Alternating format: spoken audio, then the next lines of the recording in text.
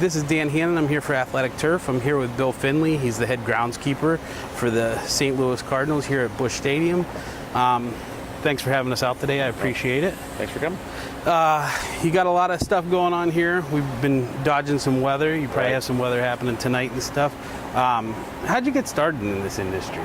I started in the minor leagues. I started working. I was in the military for 4 years, and I got out of the military and was looking for a summer job, actually, before I went back to school. I was getting ready to go back to college.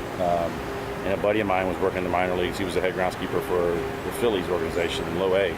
And he was looking for somebody to be his assistant for a summer, so I figured I'd do that for a summer, and next thing you know, here I am. I mean, I'm 25 years later, here I am still doing it. So it was kind of a happenstance. I just felt like I had a summer job opportunity. I took it, and look where it led me. It led me into a career. So, what's the biggest challenges you have?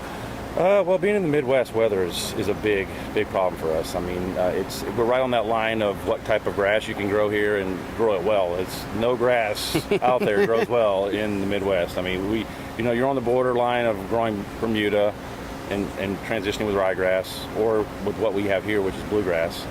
The bluegrass will struggle in these months, June, July, and August. We kind of struggle a little bit with it, especially when you're fighting the heat, humidity. Your disease pressure is really high. So I would say the biggest issue, obviously, is the weather. I mean, in trying to that balancing act of keeping the turf healthy through the really hot, wet months. So. Yeah, and you guys get really cold winters here. We do. Yeah, and that's what hurts you with the Bermuda. You can get winter kill in the Bermuda. So it's trying to find that balancing act with the right type of turf. And we found that bluegrass has worked pretty well for us. We've got about 8 weeks out of the year that we really have to baby it a lot. But we can get through those two months worth of really hot weather. We can usually pull it off. So. How many guys you have working? During the day, there's about 9 of us down here. And then when my game staff comes on, we roughly have about 18 guys. I try to have 18 guys here, obviously, for the tarp. I mean, the more guys we can have, the better chances are of getting that tarp on and off faster and do the things we need to do, because there's a lot of moving parts to a tarp hole when you want to get it out fast and keep the field dry. So the more hands you can throw at it, the better. So you kind of take the middle position on the tarp. Right, I mean, you can communicate both directions. And luckily, I have an outstanding assistant.